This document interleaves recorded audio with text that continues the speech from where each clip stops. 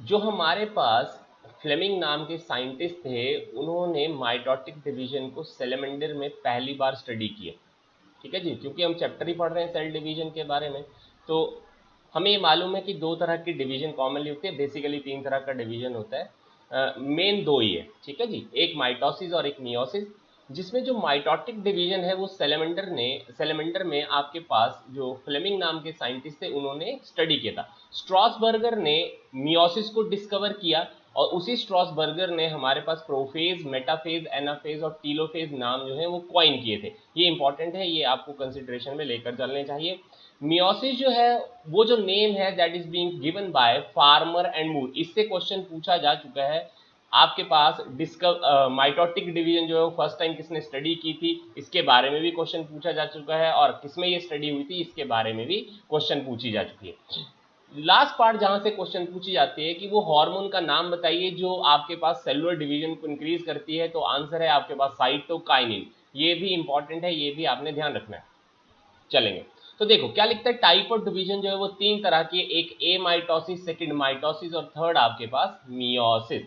देखो कंसिडरेबली मैंने कहा कि दो ही इंपॉर्टेंट आपके पास हैं, वो है एक माइटोसिस और दूसरी आपके पास मियोसिस। ठीक है, तो ए माइटोसिस में आपके पास माइटोसिस और मियोसिस से डिफरेंट हो क्या रहा है एग्जैक्टली में, तो जरा ध्यान दीजिएगा। जरा यहाँ क्या लिखा हुआ है, लिखा है ए माइटोसिस में स्पिंडल की कोई फॉर्मेशन नहीं है, ना तो कोई क्रोमोसोम है। वर्ड पे ध्यान दीजिएगा, ना कोई स्पिंडल है ना तो कोई क्रोमोसोम है। अब देखिएगा इसका मतलब ये हुआ, it is the most simplest mode of cell division which was first discover by Remak. ध्यान दीजिएगा, ये भी क्वेश्चन पूछा गया है एम्स के अंदर। रीमैक नाम के साइंटिस्ट थे जिन्होंने आपके पास ए माइटोसिस को पहली बार डिस्कवर कर 1841 में हमें बताया। अब यहाँ पर जरा देखने की कोशिश करेंगे तो आपको क्या देखने में मिलेगा, ये देखिएगा जरा, ये एक पर्टिकुलर सेल है और ये सेल का साइटोप्लाज्म और ये न्यूक्लियस। अब हुआ का जरा यहाँ पर देखो, जब आपके पास में अगर ये पेरेंट सेल है ये डिवाइड होने के लिए जाएगा तो उस दौरान में क्या हुआ, देखो आपके पास पर्टिकुलरली ये जो आपके पास साइटोप्लाज्मिक मेम्ब्रेन है या प्लाज्मा मेम्ब्रेन है इन्वेजिनेट करना शुरू किया है, अंदर की ओर को जा रही है यहां से। ठीक है, अब धीरे धीरे कर कर आपके पास में दोनों साइड से पर्टिकुलरली जो प्लाज्मा मेम्ब्रेन होगी वो इन्वेजिनेट करना शुरू करेगी और धीरे धीरे कर कर आपके पास ये जो न्यूक्लियस है ये भी इन्वेजिनेट करना शुरू करेगा और ये न्यूक्लियस भी बन जाएगी डंबल शेप। डंबल्स तो देखे होंगे ना सभी ने जो जिम में होते हैं, तो बेसिकली आपके पास यहां पर है क्या कि न्यूक्लियस जो है वो डंबल शेप बनना शुरू हो जाएगी और धीरे धीरे कर कर आपके पास पेरेंट सेल जो है दो डॉटर सेल के अंदर डिवाइड कर जाएगा। ये इंपॉर्टेंट कंसिडरेशन में लेकर चलिएगा। अब देखो यहां पर क्या लिख रहा है, nuclear division is followed by division of cytoplasm, it result in formation of two daughter cell. होता तो नॉर्मली ऐसा ही है, चाहे माइटोसिस हो चाहे मियोसिस हो, लेकिन यहाँ फंडामेंटली चीजें थोड़ी डिफरेंट हैं। डिफरेंट क्या है, आपके पास में डायरेक्ट डिवीजन हो रही है। सेल जो है वो डायरेक्टली डिवाइड कर रहा है। कब डिवाइड कर रहा है, जब आपके पास में पहले न्यूक्लियस जो वो डंबल शेप हो रही है, धीरे धीरे कर कर आपके पास साइटोप्लाज्म जो है वो भी इन्वेजिनेट करती जा रही है और आपके पेरेंट सेल दो पार्ट के अंदर डिवाइड कर जाएगा। ना तो उस दौरान में कोई स्पिंडल की फॉर्मेशन हो रही है, ना तो कोई डिस्टिंक्ट क्रोमोसोम आपको उनकी फॉर्मेशन दिखाई पड़ रही है।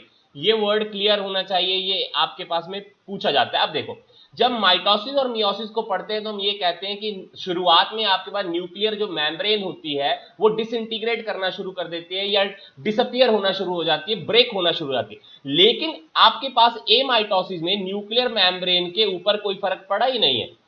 देखो यहां पर सिंपल सी बात है, डंबल शेप बना, डंबल शेप बनने के बाद और इलोंगेशन हुई थोड़ी सी और उसके बाद में पर्टिकुलर सेल क्या कर गया, दो पार्ट के अंदर डिवाइड कर गया। अब इसका मतलब ये हुआ कि न्यूक्लियर मेम्ब्रेन जो होगी या एनवेलप जो होगा वो ऑलवेज इंटेक्ट रहती है, वो आपके पास कभी डिसअपियर नहीं होगी। अब उसके बाद क्या लिखा हुआ है, ये आपके पास कहां कहां प्रेजेंट होती है ये माइटोसिस, तो कहां कहां लिखिए, प्लूरोनिमोनिया लाइक ऑर्गेनिज्म सबसे स्मॉलेस्ट आपके पास ऑर्गेनिज्म है, उसके बाद ब्लू ग्रीन अलगा, बैक्टीरिया और यूक्रियोटिक सेल। इसके अलावा ईस्ट में जो बडिंग होती है वो भी आपके पास में ए माइटोसिस के थ्रू ही होती है। अमीबा जो आपके पास मल्टीपल फिजन शो करता है वो भी आपके पास ए माइटोसिस के थ्रू ही शो करता है। पैरामीशियम में जो आपके पास मेगा न्यूक्लियस की डिवीजन होती है वो भी ए माइटोसिस के थ्रू ही होती है। इसके अलावा जो आपके पास एक्स्ट्रा एम्ब्रियोनिक मेम्ब्रेन्स होती हैं मैमल के अंदर, दैट इज एमनियन, कोरियन, एलेंटोसिस और योग सैक, उनकी जो ग्रोथ होती है वो भी ए माइटोसिस के थ्रू ही होती है। इसके अलावा जो डिवीजन है माइटोकॉन्ड्रिया और क्लोरोप्लास्ट का वो भी आपके पास ए माइटोसिस के थ्रू ही। इस चीज को ध्यान रखने की कोशिश करिएगा, ए माइटोसिस की जरूरत क्या है। अगर हमने इसको डायरेक्ट डिवीजन भी कह लिया तो ऐसी क्या जरूरत आन पड़ गई है कि एग्जैक्टली में ए माइटोसिस हुई। देखो, जब एजिंग होना शुरू हो जाती है ना किसी भी पर्टिकुलर सेल की, या उसकी लाइफ स्पैन बहुत छोटी होती है, तो उस दौरान में सबसे बड़ी प्रॉब्लम क्या आएगी कि न्यूट्रिशनल रिसोर्सेज उतने अवेलेबल नहीं होंगे कभी भी, है ना। अगर न्यूट्रिशनल रिसोर्सेज उतने अवेलेबल नहीं होंगे तो उसको कोई बायोमीडिया ढूंढने पड़ेंगे कि वो अपने आप को जिंदा रहने की टेंडेंसीज को मेंटेन कर सके, है ना। बहुत सिंपल सी क्राइटेरिया हो गई। इसका मतलब जो एजेड सेल होते हैं, जैसे जैसे एपोप्टोसिस फंडामेंटल फॉलो होगी, प्रोग्राम्ड सेल डेथ होने की कोशिश हो रही होती है, सेल के अंदर उतना न्यूट्रिशनल रिसोर्सेज अवेलेबल नहीं होते हैं, उस दौरान में सेल जो है वो ए माइटोसिस का फंडामेंटल फॉलो करने की कोशिश करेगा, जहां पर ना तो स्पिंडल की फॉर्मेशन कराने की कोशिश करेगा, ना तो कोई क्रोमोसोम आपके पास एग्जैक्टली में फॉर्म होने की कोशिश होगी वहां पर। तो ये इंपॉर्टेंट क्राइटेरिया है, आपको ध्यान रखना है। ए माइटोसिस उन्हीं स्पेसिफिक सेल्स के अंदर होने की कोशिश होती है जो जिनकी एजिंग होना शुरू हो जाती है। तो जैसे ही एजिंग होना शुरू होगी उस दौरान में आपके पास पर्टिकुलर ए माइटोसिस का फंडामेंटल फॉलो होगी, और आपके पास में पर्टिकुलर माइटोसिस और मियोसिस का फंडामेंटल एज सच में फॉलो नहीं होगा। अगले पार्ट आती है आपके पास माइटोसिस का। तो माइटोसिस के बारे में ध्यान ये रखना है, देखो जो डिस्कवरी की आपके पास में पर्टिकुलर फ्लेमिंग ने 1879 में एनिमल सेल में, और प्लांट सेल में स्ट्रॉसबर्गर ने 1875 में। अब देखो यहां से कंसिडरेबली क्या चीज याद रखनी है, देखो क्या लिखा है, it is called as the indirect division. तो माइटोसिस इनडायरेक्ट डिवीजन है, और आपके पास में ए माइटोसिस डायरेक्ट डिवीजन थी, जहां पर आपके ना स्पिंडल बन रहे थे, ना क्रोमोसोम आपको डिस्टिंक्टली अपीयर होते हुए दिख रहे थे। अब यहां पर माइटोसिस में होता क्या है, जरा देखें क्या लिखा है। Mitosis is a cell division in which a parent cell divide to form two daughter cells in which number of chromosome and amount of DNA, number and type of genes are equal to parent। जैसे मान लीजिए ये particular cell है, इस cell का size इतना है, तो धीरे अब ये पर्टिकुलर जो सेल होगा वो आपके पास में पेरेंट सेल दो आपके पास डॉटर सेल में डिवाइड करेगा, और इन डॉटर सेल की जब ग्रोथ होगी तो ये पर्टिकुलर आपको दिखेंगे पेरेंट सेल की तरह ही। तो पेरेंट सेल का साइज जितना होगा उतना ही आपके पास डॉटर सेल जो है वो साइज अटेन कर लेंगे। अब इनकी खासियत ये होने वाली है इन ऑफस्प्रिंग सेल्स की या डॉटर सेल्स की, कि इनके अंदर जो आपके पास क्रोमोसोम का कंटेंट है, डीएनए का कंटेंट है, कितना उसका नंबर है आपके पास क्रोमोसोम का, कितने टाइप ऑफ जीन्स एग्जैक्टली में आपके पास डॉटर सेल में अवेलेबल है, सेम आपके पास उतने ही आप एग्जैक्टली में अवेलेबल होंगे जितने आपके पास पेरेंट सेल में पाए जाते हैं। तो ये इंपॉर्टेंट है जी, ये इंपॉर्टेंट कंसीडरेशन में लेकर चलना है। ना तो नंबर में कोई चेंज आएगा, ना तो शेप में कोई चेंज आएगा, ना तो टाइप ऑफ जीन्स के अंदर कोई चेंज आएगा, ना तो नंबर ऑफ जीन में कोई चेंज आएगा। पेरेंट सेल के बराबर ही सब कुछ होने वाला है। अब क्या लिखा हुआ है, ये जो माइटोसिस होती है ये हैप्लॉइड सेल्स में भी हो सकती है, डिप्लॉइड सेल्स में भी हो सकती है, और पॉलीप्लॉइड सेल्स में भी हो सकती है। किसी भी सेल में आपके पास माइटोटिक डिवीजन जो है वो फॉलो होती है। तो ये इंपॉर्टेंट एक और कंसीडरेशन में लेकर चलिएगा। अब देखिए क्या लिखा हुआ है, एक और ये लिखा हुआ है कि माइटोसिस जो है वो रिजल्ट करती है increase in the number of cells in the body. अब एक चीज का ध्यान देने की कोशिश करिएगा, जब आप रिप्रोडक्शन का पार्ट पढ़ते हैं तो रिप्रोडक्शन के पार्ट के अंदर जब आप पर्टिकुलर एम्ब्रियोलॉजी को डील करेंगे तो वहां पर एक वर्ड पढ़ते हैं आप क्लीवेज के, क्लीवेज। ध्यान दीजिएगा वर्ड क्या लिखी जाती है, क्लीवेज। अब देखो होता क्या है, जब माइटोसिस हमने पढ़ी तो हमने कहा कि ये पेरेंट सेल था, ये पेरेंट सेल जो है वो दो डॉटर सेल में डिवाइड हो गया, और इन दो डॉटर सेल की शुरुआत में जो आपके पास साइज है वो कम होती है, और धीरे धीरे कर जब ग्रोथ फेज आती है तो आपके पास पर्टिकुलर ये जो डॉटर सेल्स हैं ये अपना साइज उतना ही अटेन कर लेते हैं जितना आपके पास पेरेंट सेल का होता है। यही कहा। अब देखिए क्लीवेज जो है वो माइटोसिस ही होती है, क्लीवेज का मतलब भी ब्रेक डाउन करना ही होता है, लेकिन क्लीवेज माइटोसिस से डिफरेंट होती है। डिफरेंट इसलिए है, इवन दो कि हम ये कहेंगे कि पेरेंट सेल जो है आपके पास में डिवाइड कर दो डॉटर सेल बनाएगा, डॉटर सेल में equal number of chromosome, equal number of आपके पास डीएनए, टाइप ऑफ जीन सब कुछ बराबर होने वाले हैं, लेकिन क्लीवेज के अंदर आपके पास माइटोसिस की तरह से आपके पास डॉटर सेल जो है वो ग्रोथ फेज में नहीं जाएंगे। मीन बाय आपके पास कभी भी जो डॉटर सेल है वो क्लीवेज में पेरेंट सेल के साइज के जितने कभी नहीं हो पाएंगे। मीन बाय अगर मान लीजिए इन डॉटर सेल की वापस से आपके पास ब्रेकडाउन होती है तो इससे भी छोटे सेल तैयार होंगे, क्योंकि ग्रोथ फेज जो है वो आपके पास क्लीवेज में एब्सेंट होती है। तो क्लीवेज भी माइटोसिस है, लेकिन उसके बावजूद आपके पास पेरेंट सेल के साइज की तरह कभी भी डॉटर सेल हो नहीं पाएंगे, क्योंकि क्लीवेज के अंदर आपके पास में ग्रोथ फेज एब्सेंट होती है। ये इंपॉर्टेंट है, ये कंसिडरेशन में लेकर चलिएगा, यहां से क्वेश्चन भी पूछा जा चुका है। क्लियर हो गया जी। अब देखिएगा इंपॉर्टेंट और माइटोसिस जो है वो आपके पास सेल डिवीजन में दो पार्ट के अंदर डिफरेंशिएट की हुई है। एक है आपके पास इंटरफेज और दूसरी आती है आपके पास एम फेज। तो इंटरफेज और सेकंड है डिवीजन फेज, जिसको हमने एम फेज कह दिया। अब इंपॉर्टेंट क्या है जरा यहां से देखें। अब देखो ये लिखी हुई है आपके पास एम फेज है, इसको बोलते हैं माइटोटिक या डिवीजन फेज है। और ये जितना आपके पास में पर्टिकुलर यहां से लेकर ये वाला कंसिडरेबल फेज लिखा हुआ है, ये है आपके पास इंटरफेज। अब interphase is being divided into three part. One is the G1 phase, second is the S phase and third is the G2 phase. अब देखो सारी चीज तो याद रखना बहुत मुश्किल होगा और सारी चीज पढ़ाना भी थोड़ा सा मुश्किल होगा। अब चलिएगा मान लीजिए इस पर्टिकुलर पॉइंट के ऊपर आपके पास यहां पर डिप्लॉइड सेल था, मानकर चल रहे हैं ये, ठीक है जी। यहां पर आपके पास 2n नंबर का आपके पास में सेल अवेलेबल है। तो ज्यादातर हमारी बॉडी में जो डिप्लॉइड नंबर के सेल हैं वो आपके सोमेटिक सेल्स होते हैं। अब देखो हुआ क्या, जरा देखो, ये पर्टिकुलर सेल सबसे पहले इंटरफेज के अंदर मूव करेगा और सबसे पहले कौन सी फेज में जाएगा, G1 फेज के अंदर। अब हमें तो मालूम है कि सेल ने डिवाइड होने के लिए पर्टिकुलर इंटरफेज और एम फेज के अलोंग में मूव करना है। अब होगा क्या कि जब आपके पास में ये पर्टिकुलर डिप्लॉइड सेल जो है वो G1 फेज में जाएगा, तो ये तैयारी करने वाला है कि आपके पास एस फेज के अंदर जो इवेंट होने वाला है वो एग्जैक्टली में G1 फेज में हो। फिर से मैं वर्डिंग दोहरा रहा हूं, जो आपके पास डिप्लॉइड सेल है, चाहे आपके पास हेप्लॉइड है सेल है, चाहे पॉलीप्लॉइड सेल है, वो सबसे पहले G1 फेज में जाएगा। तो G1 फेज की ये इंपॉर्टेंस है कि एग्जैक्टली में यहां पर डीएनए जो है वो आपके पास बनने वाले जो रॉ मटेरियल होते हैं, वो रॉ मटेरियल आपको एग्जैक्टली में G1 फेज में आपको बनते हुए दिखेंगे। कंसिडरेबली ध्यान दीजिएगा। इसका मतलब ये हुआ कि एस फेज में अगर हम ये कह रहे हैं कि डीएनए की रेप्लिकेशन होती है, तो G1 फेज में रेप्लिकेशन करने की प्रिपरेशन होती है। अब रेप्लिकेशन करने की प्रिपरेशन से हम क्या समझे, हम ये चीज समझे कि जितना भी रॉ मटेरियल डीएनए को बनाने के लिए आपको जरूरत का चाहिए, वो सारा का सारा आपके पास जरूरत वाला जो रॉ मटेरियल होगा वो G1 फेज में आपको एग्जैक्टली में दिखाई पड़ेगा। ये कंसिडरेबली आपको लेकर चलना है, ये इंपॉर्टेंट है। क्लियर हो गया जी। तो डीएनए जो है उसका डबल कंटेंट आपको दिखता है एस फेज के अंदर, G1 फेज के अंदर वो चीज आपको प्रिपरेशन वाली दिखेगी कि आपके पास एग्जैक्टली में जो एंजाइमेटिक एक्टिविटी है, जितनी चीजें आपको चाहिए, चाहे वो न्यूक्लियोटाइड्स हो, वो न्यूक्लियोटाइड सारे के सारे कहां पर आपको रॉ मटेरियल की फॉर्म में मिलेंगे, वो आपको G1 फेज में मिलेंगे। और G1 फेज से आपके पास धीरे धीरे कर जब सेल एस फेज में जाएगा तो डीएनए जो है वो रेप्लिकेट करेगा और डीएनए का अमाउंट जो है वो डबल हो जाएगी। तो आपके पास एस फेज की इंपॉर्टेंस हो गई, डबलिंग ऑफ डीएनए होती है। सेकंड इंपॉर्टेंस क्या है आपके पास, हिस्टोन प्रोटीन की जो सिंथेसिस होती है वो भी आपके पास एस फेज में ही होती है।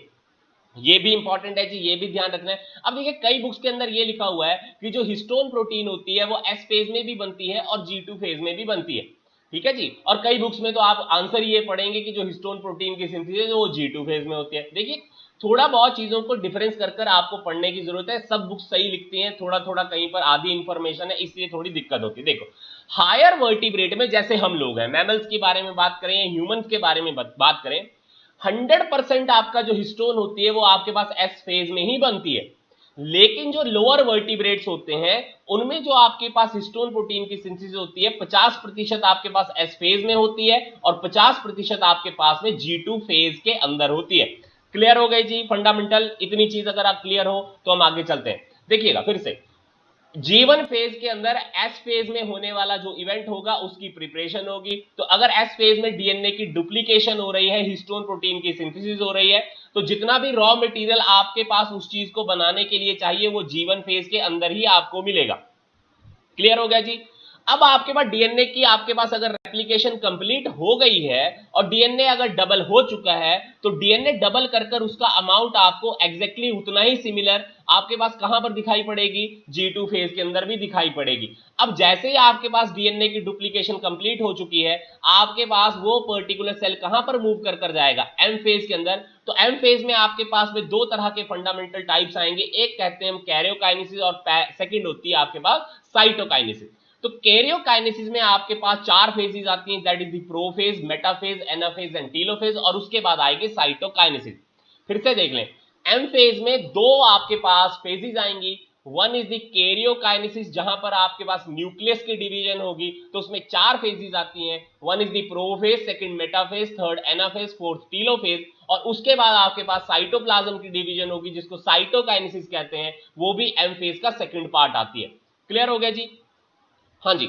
अगर देखिए कभी ऐसा मेंशन ना हो आपके पास क्वेश्चन में कि हिस्टोन प्रोटीन की सिंथेसिस कहां पर होती है, ना वर्टिब्रेट लिखा है ना तो इनवर्टिब्रेट लिखा है, तो आप ये मानकर चलिए कि वो आपसे क्वेश्चन ह्यूमन बीइंग के बारे में पूछ रहा है, तो आप हमेशा आंसर करेंगे एस फेज के अंदर ही आपके पास हिस्टोन प्रोटीन की सिंथेसिस होती है। ये क्लियरली इंडिकेटिव है, मैं आपको वापस से बता रहा हूं ये चीज कि कई बुक्स में इंफॉर्मेशन पूरी नहीं है, इसलिए मैंने आपको ये चीज बता दी। अब देखो, जब आपके पास सेल यहां पर पहुंचा था तो इस सेल के पास में आपके पास जो डीएनए का कंटेंट था वो डबल हो चुका था। अब आपके पास देखो सिंपल सी बात है, हमने कहा था ना कि क्रोमोसोम के नंबर में कोई चेंज नहीं आता है डॉटर सेल के अंदर। अब देखो क्रोमोसोम का नंबर, सॉरी यहां पर डीएनए का जो कंटेंट है वो आपको डबल होता हुआ दिखा। अब देखिए ये पेरेंट सेल है, अगर ये पेरेंट सेल डिवाइड कर जाए तो इक्वल नंबर में आपके पास जो डीएनए है वो डिवाइड होकर डॉटर सेल में चली जाएगी। तो इसका मतलब डीएनए का कंटेंट जो आपके पास शुरुआत में यहां पर आपके पास पेरेंट सेल था, उसी के बराबर आपके पास इन दो डॉटर सेल के पास में डीएनए का कंटेंट होगा। कोई चेंज तो नहीं आया ना, अमाउंट ऑफ डीएनए भी सिमिलर रह गई है, नंबर ऑफ क्रोमोसोम भी सिमिलर रह गए हैं, टाइप ऑफ जीन और नंबर ऑफ जीन जो है वो भी सिमिलर रहेंगे, क्योंकि डीएनए भी बिल्कुल उतना ही है जितना आपके पास पेरेंट सेल के अंदर था। तो ये इंपॉर्टेंट कंसीडरेशन में लेकर चले। अब देखो जी, एक कंसीडरेशन में आपने क्या चीज लेकर चलनी है, देखो इस माइटोटिक डिवीजन के बाद में जो आपके पास, मान लीजिए ये आपके पास में जो पेरेंट सेल था उसका साइज इतना था, ये मैं अभी आपको ड्रॉ करके बता रहा हूं। तो मान लीजिए ये डॉट आपके पास पेरेंट सेल का साइज इतना है, लेकिन मान लो जब आपके पास एम फेज से मूव कर कर इस पर्टिकुलर यहां पर जो डॉटर सेल बने उनका साइज तो इतना आया। तो इसका मतलब ये हुआ कि आपके ये जो ऑफस्प्रिंग सेल्स हैं या डॉटर सेल है, इनको वापस से ग्रो करना पड़ेगा, इतना ग्रो करना पड़ेगा कि वो पेरेंट सेल के साइज के जितना दिखना शुरू हो जाए। मीनवाइल उनको ग्रोथ शो करने पड़ेगी। इसका मतलब ये हुआ, जरा वापस से कंसिडरेशन में लेकर चलिएगा कि इन डॉटर सेल को वापस से इस G1 फेज के अंदर मूव करना पड़ेगा in order to get the growth, ताकि आपके पास वो डॉटर सेल वापस से आपके पास पेरेंट सेल के साइज के जितने हो जाएं। मेरी बात को ध्यान दीजिएगा, ऐसा कभी नहीं होता है कि आप ये कहें कि पर्टिकुलर कोई भी सेल जो आपके पास शुरुआत में G1 फेज के अंदर गया था वो कभी भी वापस से G1 फेज में मूव नहीं करेगा। डॉटर सेल की मजबूरी है कि उसको G1 फेज के अंदर मूव करना पड़ेगा, क्योंकि उसको ग्रोथ चाहिए। इसलिए ग्रोथ चाहिए क्योंकि उसको पेरेंट सेल के जितनी मॉर्फोलॉजी और एनाटॉमी शो करनी होती है। अदरवाइज तो हम ये कहेंगे कि भैया ऐसा है कि ये जो पेरेंट सेल है इससे आपके पास ये ऑफस्प्रिंग सेल जो डिफरेंशिएट किए जा सकते हैं on the basis of the size. तो on the basis of size भी आप माइटोसिस में कभी भी ऑफस्प्रिंग सेल को पेरेंट सेल से डिफरेंशिएट नहीं कर पाते हैं। क्यों नहीं कर पाते? क्योंकि ऑफस्प्रिंग सेल जो होते हैं ये पेरेंट सेल के साइज जितना साइज अटेन करने के लिए वापस से थोड़ी देर के लिए G1 फेज में जाते हैं। जैसे ही पर्टिकुलर इन ऑफस्प्रिंग सेल का साइज आपके पास पेरेंट सेल के साइज जितना हो जाएगा, वैसे ही इस पर्टिकुलर सेल की ग्रोथ कंप्लीट हो जाएगी और ये पर्टिकुलर जो ऑफस्प्रिंग सेल होंगे ये G1 फेज से आपके पास में पर्टिकुलर एग्जिट कर जाएंगे। ध्यान दीजिएगा, इसीलिए कई बुक्स के अंदर बहुत सारी स्टेटमेंट्स गलत लिखी हुई हैं। गलत तो नहीं मैं कहूंगा पूरी तरह से, लेकिन कुछ चीजों में वेरिएशन होती है जिसको समझना बच्चों के लिए थोड़ा मुश्किल हो जाता है। मैं फिर से कंसिडरेबली ये चीज बता रहा हूं कि आपके ये जो डॉटर सेल है इनको पेरेंट सेल के साइज को अटेन करने के लिए G1 फेज में वापस से मूव करना पड़ता है, और G1 फेज में जैसे ही पर्टिकुलर वो सेल जाते हैं और उनका साइज पेरेंट सेल के साइज जितना हो जाता है तो G1 फेज से वो पर्टिकुलर डॉटर सेल्स एग्जिट कर जाते हैं। इसलिए G1 फेज को एग्जिटिंग फेज कहा जाता है। ये इंपॉर्टेंट कंसीडरेशन में आपने लेकर चलना है।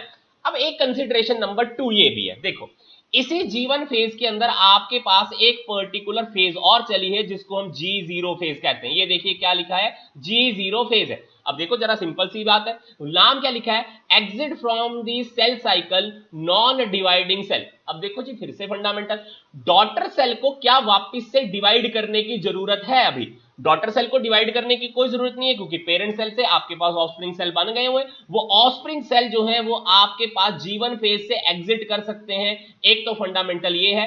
अब दूसरा फंडामेंटल ये भी तो है कि आपके पास उन ऑफस्प्रिंग सेल को डिवाइड नहीं करना चाहिए फर्दर, क्योंकि अगर जीवन फेज उसने पूरी फॉलो कर ली तो वापस से वो एस फेज में चले जाएंगे, तो आपके दो डॉटर सेल से आपके पास फिर जाके वो आपके पेरेंट सेल बन जाएंगे, और उन्हीं पेरेंट सेल से वापस से आपके पास में 4 बन जाएंगे, that is the daughter cell. अब वो चीज तो आपको नहीं चाहिए।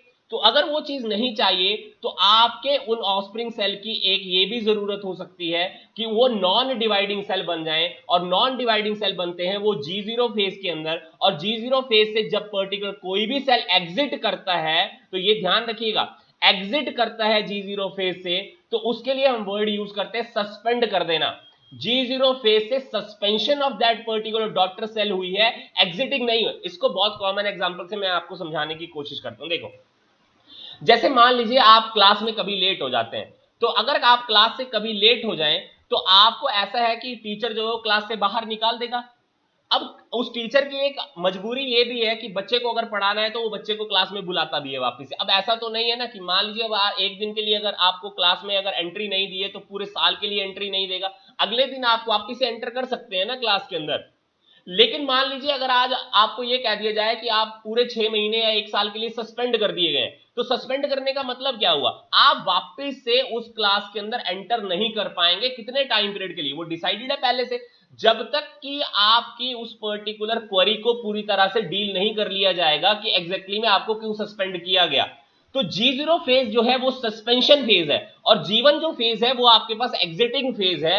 इसका मतलब ये हुआ जब भी सेल G0 फेज से एग्जैक्टली में सस्पेंड हो जाता है, वो वापस से इस सेल साइकिल में एंटर नहीं कर सकता है। इसका मतलब एक और है, ऑस्प्रिंग सेल जो है आपके पास, जो पेरेंट सेल के डिवाइड करने के बाद आपको मिलते हैं, उन ऑस्प्रिंग सेल को अपना फंक्शन बॉडी के अंदर पता है कि कहां पर जाकर क्या करना है, और उससे ज्यादा उनको फंक्शनैलिटी करने की कोई जरूरत नहीं है।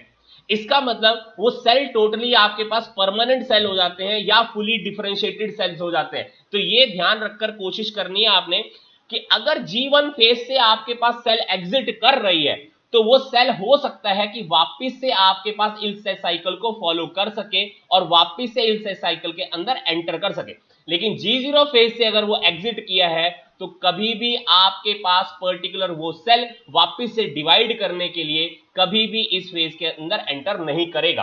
अब एक फंडामेंटल नंबर 2 देखिएगा, इस G0 फेज को हमने कहा है कि पर्टिकुलरली जब भी सेल इस फेज के अंदर जाएगा तो वो डिवाइड नहीं कर पाएगा। अब एक फंडामेंटल फॉलो करिएगा नंबर 2 में। देखिए मान लीजिए ये पेरेंट सेल था, ठीक है, आज की डेट में इस पर्टिकुलर सेल को वो सारी की सारी चीजें अवेलेबल हैं कि ये पेरेंट सेल अभी डिवाइड कर सकता है। मान लीजिए आपने कहा कि हमारी बॉडी का टेम्परेचर 37.5 डिग्री सेल्सियस के ऊपर है, तो अभी जो है ये सेल डिवाइड करने की कैपेबिलिटी रखता है। मान लीजिए हमारी बॉडी का टेम्परेचर फॉल आउट हो जाए, कम हो जाए, मान लो हमने कह दिया 30 डिग्री सेल्सियस हो गया आपकी बॉडी का टेम्परेचर, तो क्या सेल के अंदर पाए जाने वाली जो प्रोटीन है क्या वो एक्टिवली आपके पास फंक्शन कर पाएंगी? हाँ, बिल्कुल नहीं कर पाएंगी।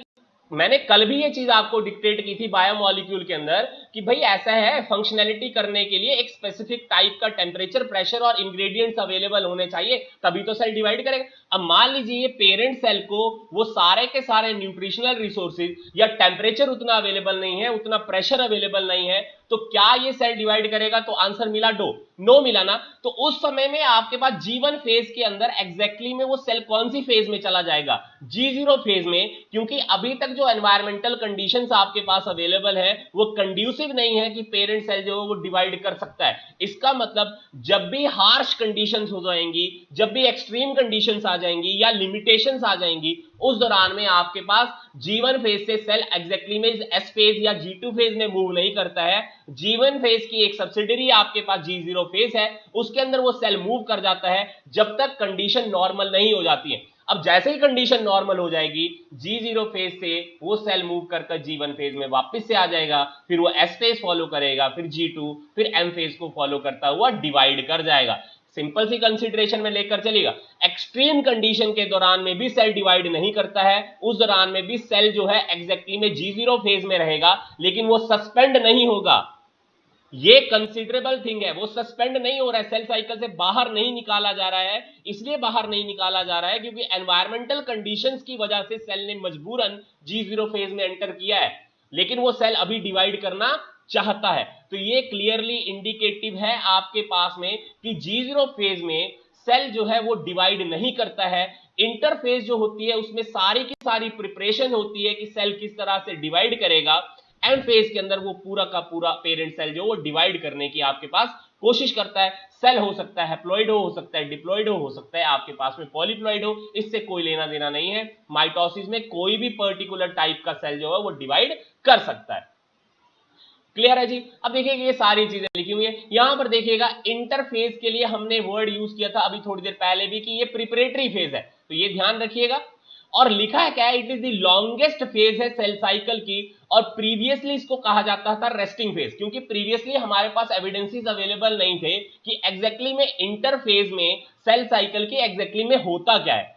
तो उस समय हम ये कहते थे कि सेल जो है एग्जैक्टली में कोई वर्क नहीं कर रहा है, कोई उसमें पर्टिकुलर मेटाबॉलिक एक्टिविटीज नहीं हो रही है, कोई डीएनए की डुप्लीकेशन नहीं हो रही है, कोई हिस्टोन प्रोटीन सिंथेसाइज नहीं हो रही है, इसलिए इंटरफेज को पहले हम एग्जैक्टली में रेस्टिंग फेज माना करते थे। लेकिन आज की डेट में हम उसको सबसे ज्यादा मेटाबॉलिकली एक्सट्रीमली एक्टिव फेज मानते हैं, क्योंकि हमने ये पढ़ा कि जो एम फेज के अंदर एग्जैक्टली में सेल का डिवीजन होना है उसकी सारी प्रिपरेशन कहां पर होती है, इंटरफेज में ही होती है। तो ये क्लियरली इंडिकेटिव है कि आपकी इंटरफेज जो है बहुत ज्यादा इंपॉर्टेंट फेज होती है। अब चलिएगा एक इंपॉर्टेंट फंडामेंटल और जरा देखिएगा, G0 फेज जो होती है it is found in the permanent tissues.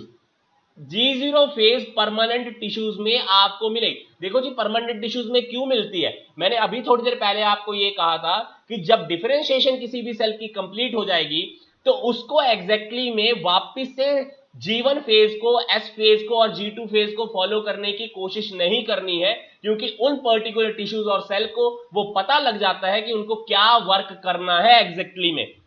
अब देखिए यहां पर एक वर्ड लिखा हुआ है, cell cycle can remain arrested only in G1 phase, then G1 is also termed as G0। देखो G1 फेज के अंदर तो एग्जैक्टली में मेटाबॉलिक एक्टिविटीज होनी है, लेकिन G0 फेज में एग्जैक्टली में आपके पास मेटाबॉलिक एक्टिविटी नहीं होती है, क्योंकि सेल का डिवीजन नहीं होता है। इसका मतलब सेल को अरेस्ट कर लिया। अरेस्ट का मतलब ये हुआ कि अब वो डिवाइड करने की कैपेबिलिटी नहीं रखता है कुछ समय के लिए। तो G1 फेज की अरेस्टेड फेज को हम G0 फेज कहते हैं, और G0 फेज एग्जैक्टली में परमानेंट टिश्यूज में फॉलो होती है। वो मैंने आपको क्लियरली अभी बता दिया कि ऐसा क्यों होता है। ये क्लियर चलेगा, और चीजें भी देख लेते हैं। अब देखिएगा 3 सब स्टेजेस जो इंटरफेज की है उनके अंदर क्या हो रहा है। देखो अब इंटरफेज की जो G1 फेज है वो सबसे लॉन्गेस्ट फेज होती है, जहां पर आपके पास आपको पहली चीज देखने को मिल रही है कि सेल की ग्रोथ हो रही है।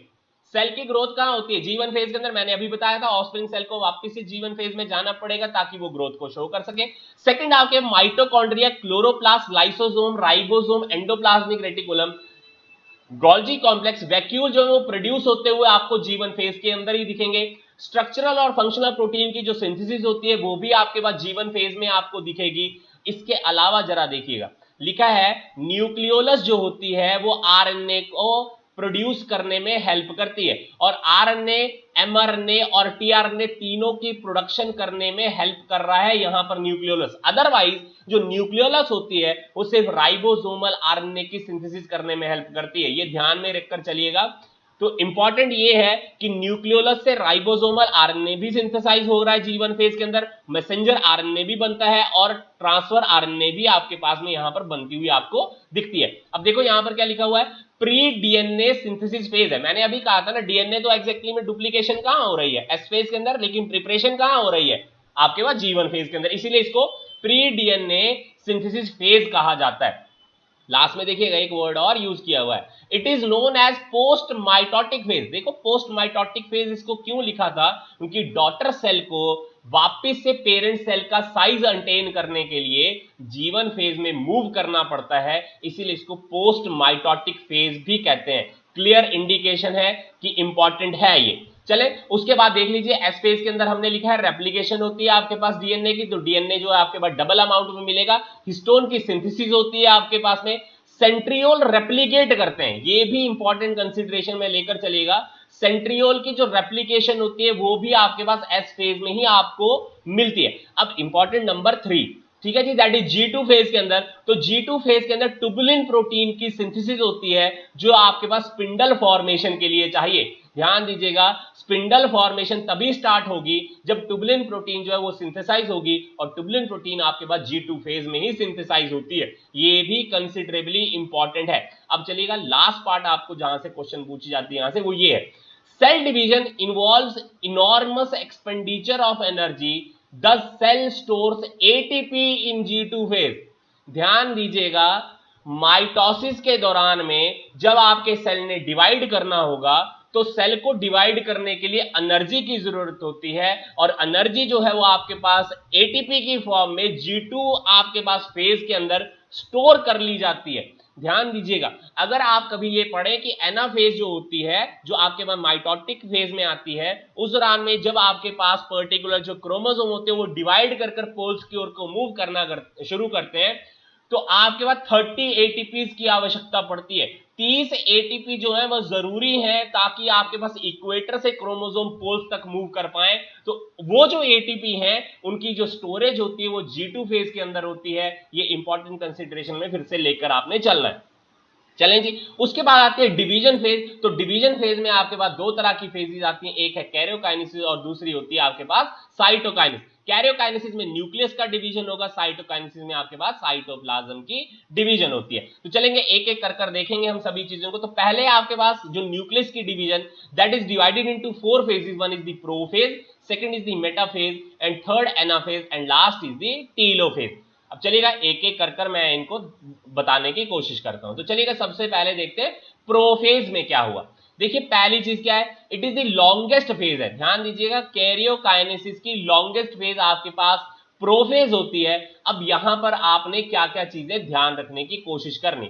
चलिएगा पहली चीज नंबर 1, क्रोमेटिन कंडेंसेशन जो है वो स्टार्ट हो गई है। क्रोमेटिन कंडेंसेशन स्टार्ट हो गई, इसका मतलब क्रोमोसोम आपको डिस्टिंक्टली आपके पास दिखाई नहीं पड़ रहे हैं, आपको क्रोमेटिड्स दिख रहे हैं।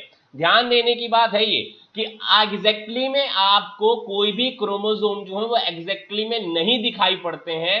एग्जैक्टली में क्रोमेटिन की कंडेंसेशन होती है और क्रोमेटिड मटेरियल ही आपको दिखाई पड़ता है। सेकंड फंडामेंटल, आपके पास न्यूक्लियस की जो मेम्ब्रेन होगी, न्यूक्लियर मेम्ब्रेन जो वो डिसइंटीग्रेट और डिसअपियर होना शुरू हो जाती है साइटोप्लाज्म के इनसाइड में। ये है नंबर 2 कंसीडरेशन। थर्ड कंसीडरेशन क्या लेंगे, जो न्यूक्लियस आपको राइबोसोमल आरएनए बनाकर दे रहा था G2 फेज के अंदर, वो जो न्यूक्लियस है वो भी अभी डिसअपियर होना शुरू हो गया है। तो 3 कंसीडरेशन आपको पता होनी चाहिए। पहला, क्रोमोसोम जो है वो आपको डिस्टिंक्टली नहीं दिखाई पड़ेंगे, आपको क्रोमेटिन मटेरियल की कंडेंसेशन वहां पर स्टार्ट होते हुए दिखेगी। दूसरा, आपके पास न्यूक्लियर मेम्ब्रेन जो डिसअपियर और डिसइंटीग्रेट होती हुई दिखेगी। न्यूक्लियस जो होगी वो आपके पास डिसअपियर होना शुरू हो जाएगी। ये आपके पास कंसिडरेशन में आपने लेनी है। चलेगा, उसके बाद आपको बहुत सारी चीजें याद रह जाएंगी। देखो मैंने अभी कहा था कि ट्यूबुलर प्रोटीन जो वो G2 फेज के अंदर बनती है, जो आपके पास स्पिंडल फॉर्मेशन को बनाने में हेल्प करती है, एस्टर रेज को बनाने में हेल्प करती है। अब देखिए होता क्या है, इसी फेज के अंदर प्रोफेज में जो सेंट्रियोल होते हैं वो डिवाइड करना शुरू कर गए। तो सेंट्रियोल क्या कर जाएंगे, सेपरेट हो जाएंगे, and they will start to move towards the opposite pole. ये आपके पास सेंट्रियोल है, ये जो डॉट दिखता है ये आपके पास सेंट्रियोल डिवाइड कर आप देखेंगे ये अपोजिट पोल की ओर को मूव करना शुरू कर चुके हैं। पूरी तरह से अपोजिट पोल पर नहीं गए हैं, लेकिन एग्जैक्टली में अपोजिट पोल में जाने की कोशिश कर रहे हैं। अब एक और चीज क्या लिखिए, अभी तक स्पिंडल फाइबर की फॉर्मेशन आपको नहीं दिखेगी, लेकिन सेंट्रियोल से आपको शॉर्ट फाइबर्स आपको अराइज होते हुए दिखेंगे, जिनको हम एस्ट्रल रेज कहते हैं। और ये आपके पास एस्ट्रल रेज इसलिए बनते हैं क्योंकि आपके पास प्रोटीन की जिलेशन हो रही है। ये इंपॉर्टेंट फिर से कंसिडरेशन में लेकर चलनी है। अब देखिएगा, हम जब पर्टिकुलरली बायोमोलिक्यूल पढ़े थे तो हमने ये कहा था कि प्लांट सेल और एनिमल सेल के अंदर ये चीज आपके पास डिफरेंस होती है कि सेंट्रियोल्स जो होते हैं वो आपके पास पर्टिकुलरली प्लांट सेल के अंदर एब्सेंट होते हैं। इसका मतलब अगर प्लांट सेल के बारे में आप पढ़ने की कोशिश करिएगा तो आप ये चीज नहीं कहेंगे कि सेंट्रियोल जो है उनमें प्रेजेंट होता है। इसका मतलब अगर सेंट्रियोल ही प्रेजेंट नहीं है तो एस्ट्रल रेज तो बनेगी नहीं। इसका मतलब प्लांट सेल के अंदर एन एस्ट्रल माइटोसिस होती है। ध्यान दीजिएगा, एन एस्ट्रल, एन का मतलब यहां पर है कि एस्ट्रल फॉर्मेशन जो है वो एब्सेंट है। तो प्लांट सेल में क्योंकि सेंट्रियोली एब्सेंट होते हैं इसलिए एस्टर बनते नहीं है, इसलिए माइटोसिस वहां पर क्या कहलाती है, एन एस्ट्रल माइटोसिस कहलाती है। और यहां पर जो आपके एनिमल सेल है उसमें लिखा हुआ है एम्फी एस्ट्रल माइटोसिस होती है। एम्फी एस्ट्रल माइटोसिस इसलिए है क्योंकि सेंट्रियोल आपका डिवाइड कर अपोजिट पोल पर चला गया और दो जगह पर आपके पास एग्जैक्टली में क्या बन रहे हैं, एस्ट्रल रेज बन रहे हैं। इसीलिए हम एनिमल सेल्स के अंदर कहते हैं एम्फी एस्ट्रल माइटोसिस होती है और प्लांट सेल के अंदर कहते हैं एन एस्ट्रल माइटोसिस होती है। तो ध्यान दीजिएगा, ये भी आपको पता होना चाहिए। चलिएगा नेक्स्ट कंसिडरेशन में आप लेकर चलेंगे, दैट इज मेटाफेज। अब मेटाफेज में आपको क्या हुआ, देखो मेटाफेज में आपको जो क्रोमोसोम है वो डिस्टिंक्टली दिखाई पड़ रहे हैं एट द इक्वेटर। कहां पर दिखाई पड़ रहे हैं, एट द इक्वेटोरियल प्लेट के ऊपर आपके पास पर्टिकुलरली क्रोमोसोम जो है वो अलाइंड होते हुए दिखते हैं। इसको हम मेटाफेजिक प्लेट कहते हैं। क्या कह रहे हैं जी, जिस पर्टिकुलर लाइन के अलोंग में आपके पास क्रोमोसोम अलाइन होते हुए आपको दिखेंगे ये कहलाएगी आपके पास मेटाफेजिक प्लेट है। इक्वेटर के ऊपर आपके पास क्रोमोसोम एक पर्टिकुलर पैरेलल लाइन में अरेंज हो जाते हैं तो आप कहते हैं ये इक्वेटोरियल प्लेन है और ये क्रोमोसोम आपके पास इक्वेटोरियल प्लेन पर अलाइन हो गए हैं। तो ये भी कंसीडरेशन में आपने लेकर चलना है। अब देखिएगा यहां पर आपके पास जो एग्जैक्टली में सेंट्रियोल है वो डिवाइड कर अपोजिट पोल पर पहुंच गए हैं और इन शॉर्ट फाइबर के अलावा अब आपके पास लॉन्ग फाइबर भी बनना शुरू हो गए हैं। लॉन्ग फाइबर बन गए। अब लॉन्ग फाइबर पे आपके पास क्रोमोसोम जो वो अरेंज हो जाते हैं। अब जरा ध्यान दीजिएगा, ये जो आपके पास फाइबर है जिनको हमने स्पिंडल फाइबर कहा, ये दो तरह के हो गए यहां पर। क्योंकि यहां पर क्रोमोसोम बीच में आ गए तो हिंड्रेंस पैदा हो गई। तो ऐसे क्रोमोसोमल या स्पिंडल फाइबर को हम कहेंगे that is the discontinuous spindle fibre है। लेकिन यहां पर देखिएगा इस वाले फाइबर को कोई क्रोमोसोम इसके ऊपर अलाइंड नहीं है ना इस वाले लाइन में, तो इसको कहेंगे कंटिन्यूअस स्पिंडल फाइबर है। ये कंसिडरेबली आपको पता होना चाहिए कितने तरह के आपके पास पर्टिकुलरली स्पिंडल फाइबर होते हैं। तो यहां पर अभी आपको मेटाफेजिक प्लेट जब बनी है तो उस दौरान में मेटाफेज में आपको दो तरह के स्पिंडल फाइबर दिखे, एक कंटिन्यूअस और दूसरे नॉन कंटिन्यूअस स्पिंडल फाइबर। अब देखिए यहां पर इनके लिए वर्ड भी यूज किए, देखो क्या लिखा है, each centriole is joined by two chromosomal fiber or kinetochore spindle, one from each pole. Second, some other fiber or spindle extend from one pole to other pole. These are known as the continuous fiber or non kinetochore fiber. इसके बारे में जो मैं अभी कह रहा था कि ये कंटिन्यूअस है, बीच में कोई हिंड्रेंस नहीं है, इनको हम कहते हैं आपके पास एग्जैक्टली में नॉन काइनेटोकोर स्पिंडल फाइबर। और ये जो पर्टिकुलर आपके पास जहां पर हिंड्रेंस आ जाती है क्योंकि क्रोमोसोम यहां पर अलाइन होना शुरू हो गए, इनको कहते हैं हम काइनेटोकोर फाइबर या क्रोमोसोमल फाइबर। क्लियरली है, इतनी चीज आपको पता होनी चाहिए यहां तक। अब ये भी मैंने यहां पर लिख दिया है कि सेंट्रोमियर जो है आपके पास लाई करती है at the equator and arms remain directly towards the pole. Simple सी कंसिडरेशन है, ये आर्म है जी, तो आपके क्रोमेटिड आर्म्स कौन सी तरफ को अलाइन है, आपके पोल्स की ओर को अलाइन है। ये इंपॉर्टेंट है। फिर से चले, क्लियरली इतनी चीज आपको पता होनी चाहिए क्योंकि यहां से आपको क्वेश्चन पूछा जाता है कि एग्जैक्टली में आपके पास कितनी तरह के आपके पास स्पिंडल फाइबर होते हैं और स्पिंडल फाइबर एग्जैक्टली में कौन सी फेज में आपको दिखाई देंगे। तो मेटाफेज में आपको दिखाई पड़ते हैं, प्रोफेज में एग्जैक्टली में आपको स्पिंडल फाइबर नहीं दिखते, एस्टर रेज आपको बनती हुई वहां पर दिख जाएंगी। क्लियर है जी। चले नेक्स्ट पार्ट देखिएगा। नेक्स्ट है आपके पास एनाफेज, जो आपके पास इस माइटोटिक डिवीजन की सबसे ज्यादा स्मॉलेस्ट फेज है।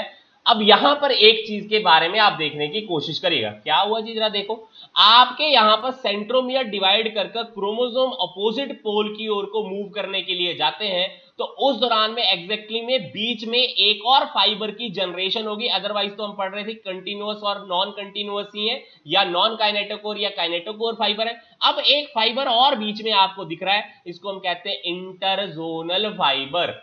वर्ड क्या यूज किया है, interzonal fibre. It is also a type of the non kinetochore spindle fibre. ये भी ध्यान रखने की कोशिश करनी है। देखो अब हुआ क्या एग्जैक्टली मैं अब आपसे पूछे कि एनाफेज में जो क्रोमोसोम जो है उनकी जो सेंट्रोमियर वो स्प्लिट कर गई और क्रोमोसोम अपोजिट पोल पर क्यों गए, तो मैं आपको समझाने की कोशिश करता हूं। मान लीजिए ये आपके पास क्रोमोसोम है, एक बना देता हूं आपके लिए, ये क्रोमोसोम है, मान के चल रहे हैं, ठीक है जी। ये सेंट्रोमियर है, यहां पर फाइबर लगा हुआ था। अब हुआ क्या, मान लीजिए ये फाइबर जो है आपके पास अपोजिट डायरेक्शन में आपके पास फोर्सेज लगाएं, तो अपोजिट डायरेक्शन में जब फोर्सेज लगाएंगे तो ये आपके पास सेंट्रोमियर क्या कर जाएगी, स्प्लिट कर जाएगी। और जब ये स्प्लिट कर जाएगी तो एग्जैक्टली में बीच में आपको इंटरजोनल फाइबर की फॉर्मेशन होती हुई दिखेगी। तो ध्यान दीजिएगा, जो आपके पास इंटरजोनल फाइबर है वो अपोजिट डायरेक्शन में रिपल्शन शो कर रहे हैं। और यहां पर आपके पास पर्टिकुलरली जो पहले वाले फाइबर थे आपके पास, जो नॉन कंटिन्यूस फाइबर थे, वो पुलिंग का फंडामेंटल फॉलो कर रहे हैं। तो पुल कर रहे हैं आपके पास क्रोमोसोम को पोल्स की ओर को, और जो आपके पास इंटरजोनल फाइबर है वो रिपल्शन का फंडामेंटल फॉलो कर रहे हैं। इसीलिए एग्जैक्टली में सेंट्रोमियर डिवाइड होती हुई आपको दिखती है। जरा यहां पर भी देख लें, ये भी लिखा हुआ है, इंटरजोनल फाइबर जो है वो एक्सपैंड कर रहे हैं, they push the chromosome towards the opposite pole, इसको हम कहते हैं पुशिंग। और जो क्रोमोसोमल फाइबर है आपके पास में वो कॉन्ट्रैक्ट कर रहे हैं, and they pull chromosome towards the opposite pole, that is being termed as the pulling. तो इसका मतलब क्रोमोसोमल फाइबर जो कॉन्ट्रैक्ट कर रहे हैं वो आपके पास कौन से वाले हैं, नॉन कंटिन्यूअस, उनमें पर्टिकुलरली आपके पास में पुलिंग हो रही है, और इंटरजोनल फाइबर जो है पुशिंग का एक्शन कर रहे हैं, रिपल्शन का एक्शन कर रहे हैं एक तरह से। इसीलिए एग्जैक्टली में आपके पास इसी पुलिंग और पुशिंग की वजह से एग्जैक्टली में सेंट्रोमियर डिवाइड करती है, और आपके पास क्रोमोसोम जो है ऑपोजिट पोल तक पहुंचते हैं, अदरवाइज वो नहीं पहुंच पाएंगे। अब देखो, मैंने थोड़ी देर पहले भी इसके बारे में डिस्कस किया था, कितने एटीपी की आवश्यकता है आपको क्रोमोसोम को पोल्स तक ले जाने के लिए इक्वेटर से, दैट इज 30 एटीपी। 30 एटीपी के बिना ऐसा नहीं हो पाएगा। और इन एटीपी की स्टोरेज कहां पर हो रही थी एग्जैक्टली में, वो थी आपके पास G2 फेज के अंदर। तो ये भी इंपॉर्टेंट कंसीडरेशन। अब देखो क्या लिखी है, एक चीज और, एनाफेज में ही आपके पास साइटोकाइनेसिस की जो प्रोसेस होती है या साइटोप्लाज्म की जो डिवीजन है वो स्टार्ट कर जाती है। तो ध्यान दीजिएगा, ये भी इनडायरेक्ट क्वेश्चन है कि साइटोकाइनेसिस जो स्टार्ट कहां हुई, ये भी आपने ध्यान रखना है। चले, उसके बाद लास्ट फेज आती है जिसको हम टीलो फेज कहते हैं, तो उसको लिखा हुआ है रिवर्सल फेज होती है। जो प्रोफेज में इवेंट हो रहे हैं उसके बिल्कुल अपोजिट इवेंट आपके पास पर्टिकुलरली टीलो फेज में हो रहे हैं। मीन बाय, देखिएगा क्या चीज लिखी थी है, the daughter chromosomes with centromere at poles begin to uncoil and lengthen, they aggregate together to form the mass at the pole।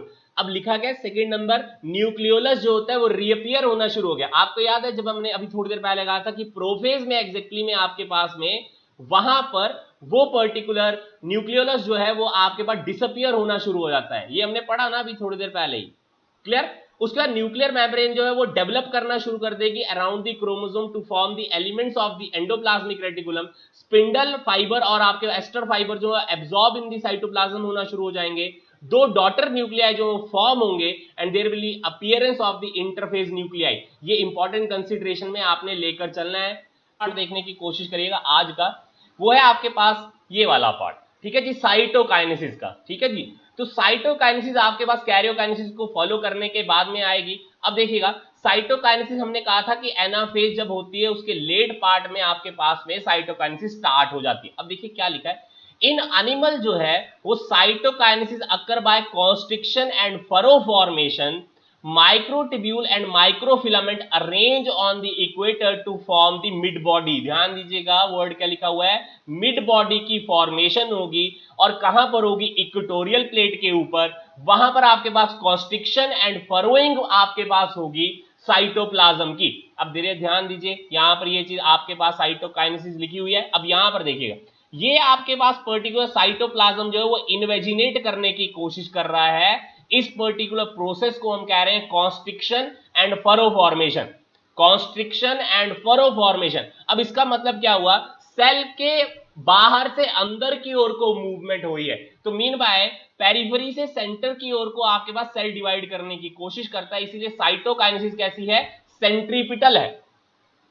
Cytokinesis centripetal है आपके पास एनिमल के अंदर, ये कंसिडरेबली फिर से ध्यान रखना है। अब दूसरा नंबर क्या लिखा हो, contraction occur in the mid body and plasma membrane start constricting to form a contractile ring। ये जो आप बीच में सेंटर में चीज देख रहे हैं ये कॉन्ट्रैक्टाइल रिंग है, और ये कॉन्ट्रैक्टाइल रिंग इसलिए बन रही है क्योंकि मिड बॉडी के अंदर आपके पास कॉन्ट्रैक्शन हो रही है। प्लाज्मा मेम्ब्रेन जो वो कॉन्स्ट्रिक्ट करने की कोशिश, कॉन्स्ट्रिक्शन का मतलब हुआ इकट्ठा होने की कोशिश कर रही है, इसीलिए आपके पास में एग्जैक्टली में बाहर से अंदर की ओर को आपके पास एग्जैक्टली में साइटोकाइनेसिस हो रही है, इसीलिए हम इसके लिए वर्ड यूज करते हैं दैट इज सेंट्रीपिटल आपके पास में साइटोकाइनेसिस का फंडामेंटल फॉलो हो रही है। वहीं पर कंसिडरेबली आप जब प्लांट के अंदर देखिएगा प्लांट सेल में, तो प्लांट सेल में जो साइटोकाइनेसिस होती है वो सेल प्लेट फॉर्मेशन की वजह से होती है, क्योंकि वहां पर कॉन्स्ट्रिक्शन जो है वो पॉसिबल नहीं होती है, क्योंकि वहां पर सेल वॉल प्रेजेंट है एग्जैक्टली में और वो रिजिड होती है। इसका मतलब सेल वॉल कभी भी इन्वेजिनेट नहीं करेगी ना, कॉन्स्ट्रिक्शन तो वो शो नहीं कर सकती है। तो वहां पर एग्जैक्टली में क्या होगा कि आपकी साइटोकाइनेसिस जो फ्रेगमोप्लास्ट की फॉर्मेशन होगी और फ्रेगमोप्लास्ट की फॉर्मेशन की वजह से सेल प्लेट की फॉर्मेशन होगी, और जब सेल प्लेट की फॉर्मेशन होगी तो अंदर से बाहर की ओर को आपके पास साइटोकाइनेसिस होती है। तो इसका मतलब प्लांट सेल के अंदर जो साइटोकाइनेसिस है वो सेंट्रीफ्यूगल टाइप की होती है। Centrifugal type of cytokinesis occur in the plant cell and centripetal type of cytokinesis occur in the animal cell. Cytokinesis जो एनिमल के अंदर होगी वो mid body formation, constriction and furrow formation की मदद से होती है। साइटोकाइनेसिस जो प्लांट के अंदर होती है वो फ्रेगमोप्लास्ट की फॉर्मेशन की मदद से होती है, जहां पर आपके पास सेंटर से पेरिफेरी की ओर को साइटोकाइनेसिस होगी। ये इंपॉर्टेंट कंसीडरेशन में आपने लेकर चलना है। अब एक कंसीडरेशन नंबर ये चीज लेकर चलनी है, ये जो फ्रेगमोप्लास्ट है it is nothing but the modification of a Golgi body, और गोल्जी बॉडी और एंडोप्लाज्मिक रेटिकुलम की कॉम्बिनेशन से एग्जैक्टली में फ्रेगमोप्लास्ट बनती है। इसीलिए आपके पास ये सेल प्लेट की फॉर्मेशन होगी, और इसी सेल प्लेट की फॉर्मेशन होने की वजह से डॉटर जो आपका पेरेंट सेल है वो दो हिस्सों में डिवाइड करेगा, वो है आपके पास प्लांट सेल, और plant cell centrifugal type of cytokinesis show करेंगे, और एनिमल सेल आपके पास centripetal order of cytokinesis show करेंगे।